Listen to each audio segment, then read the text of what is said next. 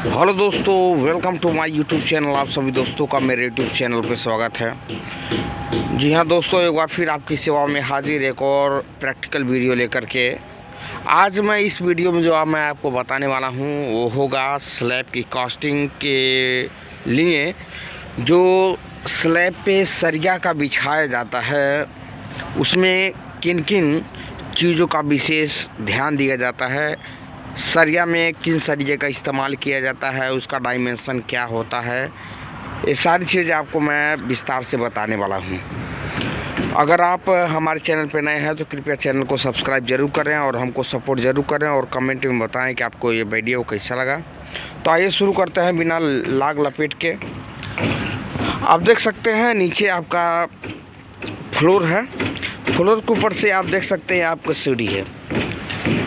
सीढ़ी basically floor से जब बनाया जाता है तो यहाँ पे राइजर और ट्रेड, इसके पिछले वाले वीडियो में बता चुका हूँ कि ये जो आपको सामने दिख रहा है इसको ट्रेड बोलते हैं, और ये जो आपको हाइट में जो पोर्शन दिखता है इसको राइजर बोलते हैं। तो ट्रेड बेसिकली 10 इंच रखा जाता है और जो राइजर होता है यानी कि जो ऊंचाई के रूप में आपको दिख रहा है इसको आप 6 इंच रखा जाता है। बेसिकली स्टैंडर्ड साइज यही होता है, और अपने जैसे घर बना रहे हैं, बड़ा है छोटा है कैसा है, तो अपने अनुसार उसको मिस्त्री लोग और मतलब जो भी इंजीनियर होते हैं, मतलब आर्किटेक्ट होते हैं, अपने अनुसार उसको एडजस्ट करते हैं। आप भी कर सकते हैं, इसमें कोई दो राय नहीं है।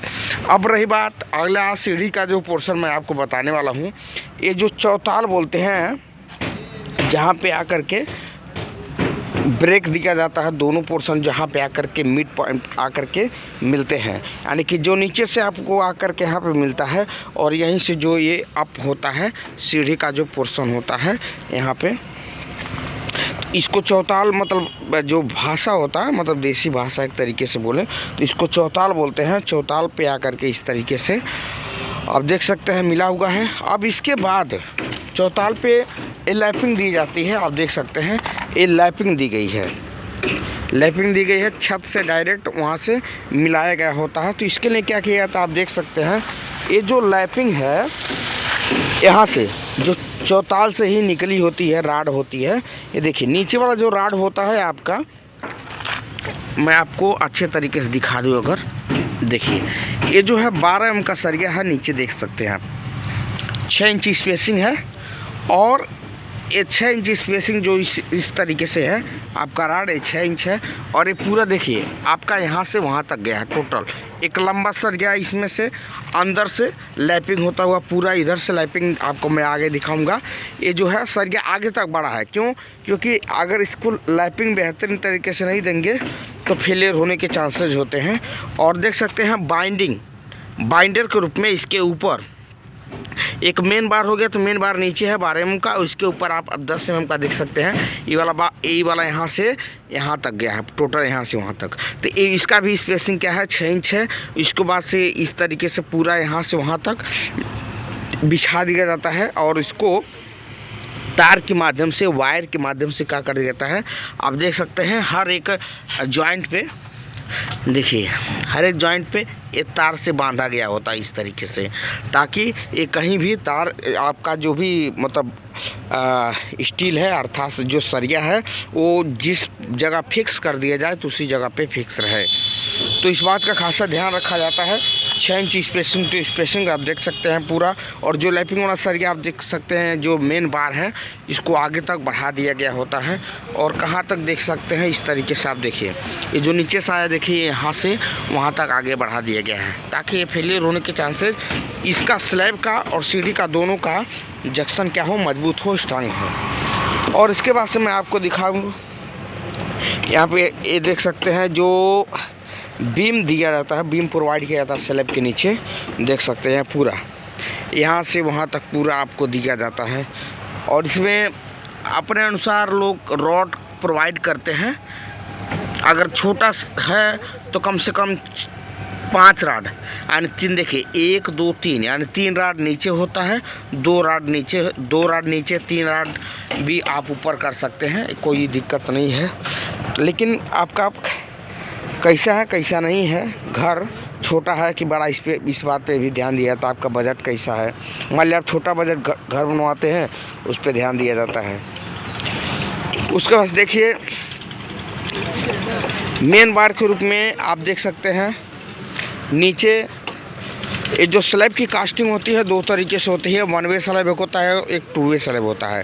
तो आप जानते हैं जो टू वे स्लैब होता है, अगर आप मान लीजिए आज इंजीनियर के पर्पज़ से देखेंगे तो one way slab two way slab होता है। लेकिन अगर आप देसी भाषा में बोलेंगे तो मतलब अगर लंबाई और चौड़ाई, यानी कि अगर मान लीजिए इस तरीके से इसको लंबाई मान लिया जाए और इसको एक तरीके से यहाँ से यहाँ तक आपको चौड़ाई मान लिया जाए, लंबाई और चौड़ाई, तो इस तरीके से अगर आपका लगभग बराबर होता है तो उस केस में टू वे स्लैब होता है। अर्थात इसको दोनों तरीके से आपको राड को बिछाना होता है ए स्लैब में। तो दोनों तरीके से जब आपको राड को बिछाना होता है तो अब क्रैंक बार का यूज़ किया जाता है। क्रैंक बार का मतलब ये होता है सरिया ही होता है, लेकिन सरिया को बिछाने का तरीका कुछ अलग हो जाता है। अब इसको मैं बता दूं, देखिए नीचे आप देख सकते हैं, देखिए ये नीचे वाला जो सरिया है पूरा यहाँ से वहाँ तक बिछा है।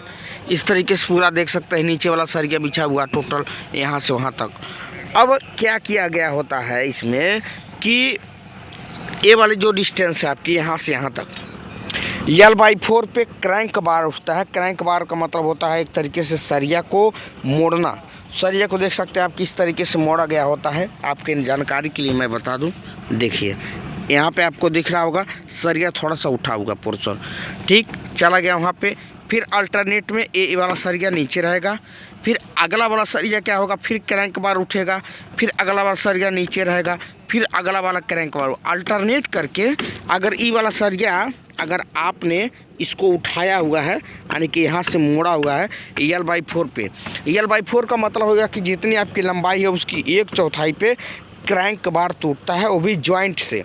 जॉइंट आप देख सकते हैं यहाँ पे है, मतलब बीम का जो पोर्शन गया होता है, बीम पोर्शन से L/4 यानी L/4 का मतलब 1/4, यानी कि मान लीजिए 12 है तो 12/4 यानी 3 फीट पे, यानी कि जॉइंट से 3 फीट पे आपका क्रैंक बार उठेगा।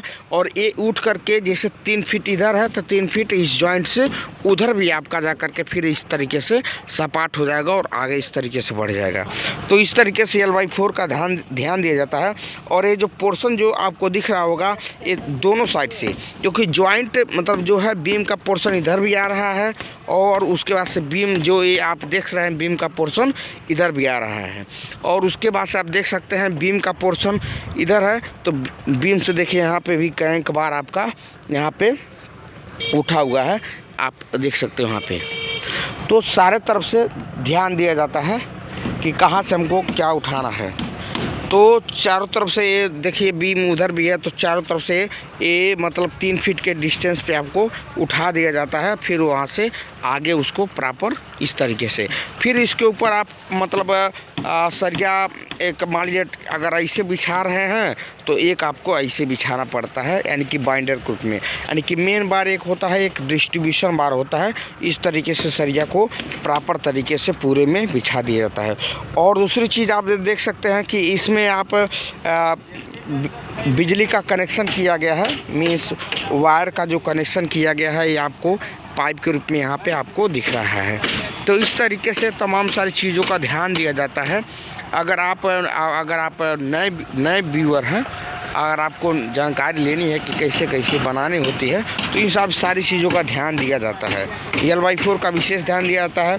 और साथ ही साथ अब एक चीज़ और है कि अगर आप बीम इस तरीके से बना रहे हैं तो जो 6 सरिया डाल रहे हैं, तो चूँकि जानते हैं कि आपका लोड ये जो बीम होता है, बीम पे ही सारा स्लैब का लोड जाता है, तो नीचे धंसेगा, यानी कि जब लोड जाएगा तो नीचे प्रॉपर धंसेगा।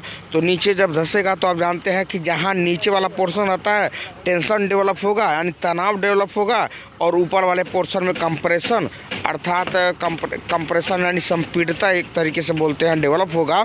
तो जो तनाव होता है, तनाव को रजिस्ट करने के लिए, रोकने के लिए एक्स्ट्रा रेनफोर्समेंट अर्थात सरिया डाला जाता है। इसलिए आप देख सकते हैं वहाँ पे नीचे वाले बीम वाले पोर्शन में 3 सरिया डाला गया है और ऊपर जबकि 2 ही सरिया डाला गया है। आप 3 सरिया भी डाल सकते हैं, लेकिन बेसिकली क्या होता है, और यहाँ पे आप ये जो कॉर्नर है यहाँ पे आप L/4 जो मैं आपको बता रहा था, इस तरीके से जब आप करेंगे तो जितना लंबाई होता है उसका 1/4 पे जो रिंग होता है, यानी कि जो बांधा जाता है एक सरिये को दूसरे सरिये को कनेक्ट करते हुए जो बांधा जाता है, आप देख सकते हैं ये रिंग होता है, ये भी रिंग होता है।